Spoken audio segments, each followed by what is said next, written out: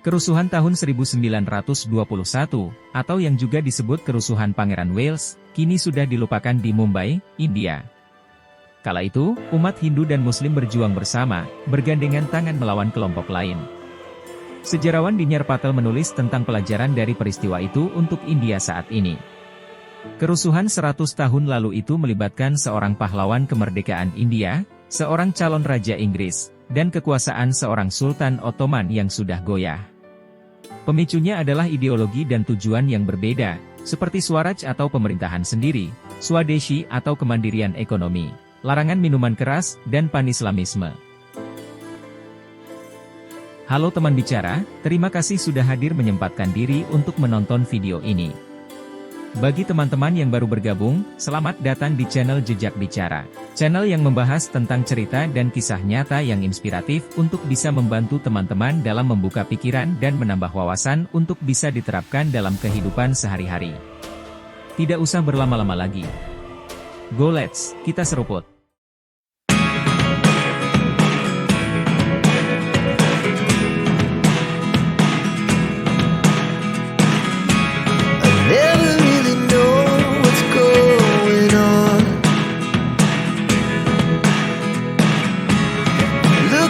Sometimes like all you want to do is run.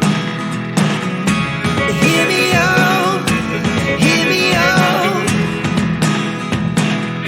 It's all the things you never show. Pada November tahun 1921, Pangeran Wales, Edward ke-8 yang akan menjadi Raja Inggris, memulai tur kerajaan ke India pada waktu yang tidak tepat.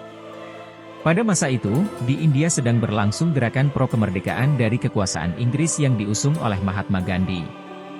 Gerakan itu menjadi ancaman terbesar bagi pemerintahan kolonial Inggris sejak pemberontakan pada tahun 1857. Di bawah bendera Persatuan Hindu-Muslim, Gandhi telah menggabungkan kekuatan dengan gerakan khilafah yang dipimpin oleh sejumlah tokoh Muslim India.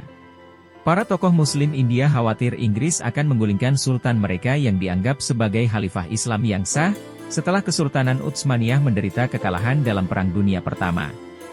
Penggabungan kekuatan tersebut menciptakan hubungan persatuan yang luar biasa antara umat Hindu dan Muslim kala itu, tapi di sisi lain juga menimbulkan ketakutan bagi kelompok-kelompok minoritas seperti umat Kristen, Sikh, Parsi, dan Yahudi. Gandhi mengatakan mereka tidak perlu takut. Aliansi Hindu-Muslim tidak berarti bahwa komunitas besar harus mendominasi komunitas kecil, katanya. Dengan naifnya, Pangeran Wales berharap bahwa kunjungannya akan membangkitkan sentimen loyalis dan menghilangkan kekuatan gerakan Gandhi.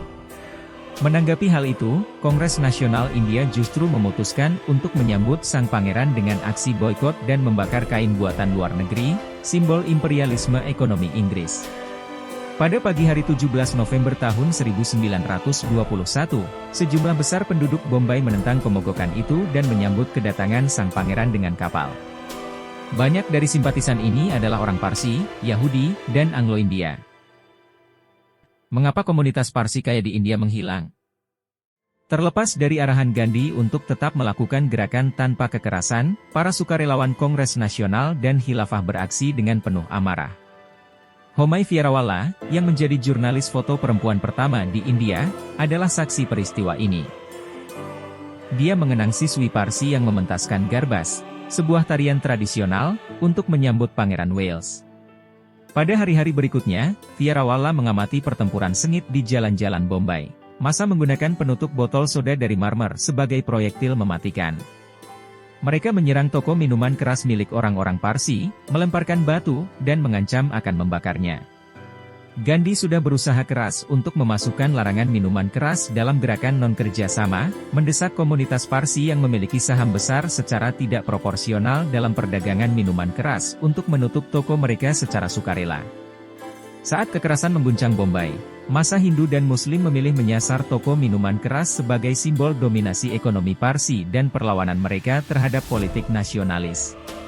Mereka mengancam akan membakar sebuah bangunan tempat tinggal Parsi, yang memiliki toko minuman keras di lantai dasar.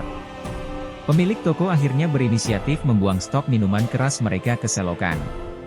Orang-orang Parsi dan Anglo-India bukan tak bersalah sama sekali. Banyak pula dari mereka terlibat dalam keributan, memegang tongkat bambu dan senjata.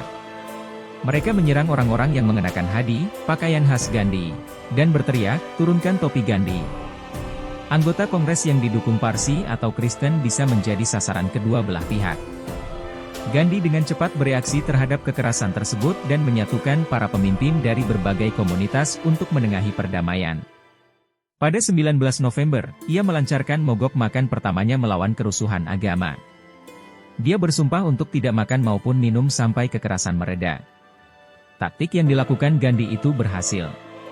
Pada 22 November, Gandhi mengakhiri aksi mogok makannya dan dikelilingi oleh orang-orang India dari berbagai komunitas dan aliran politik. Namun, kerusuhan Pangeran Wales itu mengguncang dirinya. Dengan getir, dia mengakui bahwa kerusuhan itu telah membenarkan ketakutan minoritas yang lebih kecil terhadap mayoritas yang melancarkan kekerasan. Maka, ketika Bombay pulih dari pembantaian, Gandhi berusaha mendapatkan kembali kepercayaan dari kelompok-kelompok minoritas sesegera mungkin. Dia menginstruksikan Kongres dan relawan Khilafah tentang pentingnya hak-hak minoritas dan melakukan perbaikan. Komunitas mayoritas, kata Gandhi, memiliki tanggung jawab tersumpah untuk menegakkan kesejahteraan minoritas. Pada pertemuan dan publikasi Kongres, dia memberikan ruang politik yang signifikan kepada perwakilan minoritas, yang menyuarakan keraguan mereka tentang taktik Gandhi dan kekhawatiran mereka tentang dorongan mayoritas. Yang paling luar biasa, Gandhi dengan mantap mengganti slogan Persatuan Hindu-Muslim dengan yang baru, Persatuan Hindu-Muslim Sikh Parsi Kristen Yahudi. Slogan itu terdengar berat, tetapi berhasil membantu meyakinkan minoritas yang lebih kecil bahwa mereka akan mendapat tempat di India yang telah merdeka. Sekitar 58 orang tewas dalam kerusuhan itu dan 1 dari 6 pabrik minuman keras di Bombay diserang. Bagi Pangeran Wales, kerusuhan tersebut menandai awal yang tidak menyenangkan untuk turnya. Di tempat lain di India, dia disambut dengan pemogokan atau ancaman pembunuhan. Namun, diplomasi teguh Gandhi adalah alasan kerusuhan sekarang dilupakan. Dia menghilangkan momok mayoritarianisme, memastikan bahwa kerusuhan tidak melukai Bombay secara permanen. Disinilah letak beberapa pelajaran untuk hari ini. Kekerasan komunal, seperti kerusuhan Pangeran Wales, sebagian besar merupakan konstruksi politik. Ini bukan produk dari perbedaan agama yang tak terjembatani sejak masa purba. Pada tahun 1921, suasana politik mendorong umat Hindu dan Muslim untuk berjuang bersama melawan komunitas lain. Hanya beberapa tahun kemudian, setelah runtuhnya aliansi Kongres Khilafah, umat Hindu dan Muslim terlibat dalam pertempuran yang lebih berdarah satu sama lain. Ada pelajaran lain dari tragedi itu. Mayoritarianisme bisa berubah-ubah dan menjadi beban. Hitung-hitungan yang mendasarinya dapat bergeser dan terfragmentasi dengan cara yang tidak terduga, seperti yang terjadi di jalan-jalan Bombay pada tahun 1920-an. Mungkin itulah sebabnya Gandhi berusaha keras menolak mayoritarianisme dan menekankan toleransi bahkan terhadap minoritas terkecil sekalipun. 100 tahun yang lalu, dia mengeluarkan peringatan, jika mayoritas bersatu hari ini untuk menindas orang lain, maka, besok persatuan akan pecah di bawah ketamakan atau religiusitas palsu. Itulah kisah aksi boikot umat Muslim dan Hindu India atas kunjungan Pangeran Inggris yang berlanjut menjadi kerusuhan.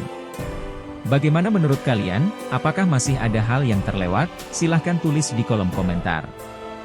Banyak pelajaran yang bisa kita petik dari kisah ini, dalam menambah wawasan dan membuka pikiran. Terima kasih sudah menonton video ini sampai selesai.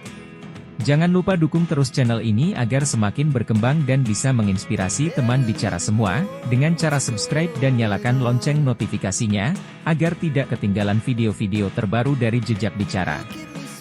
Jika kalian punya cerita atau kisah yang inspiratif untuk kami bahas, silahkan tulis di kolom komentar.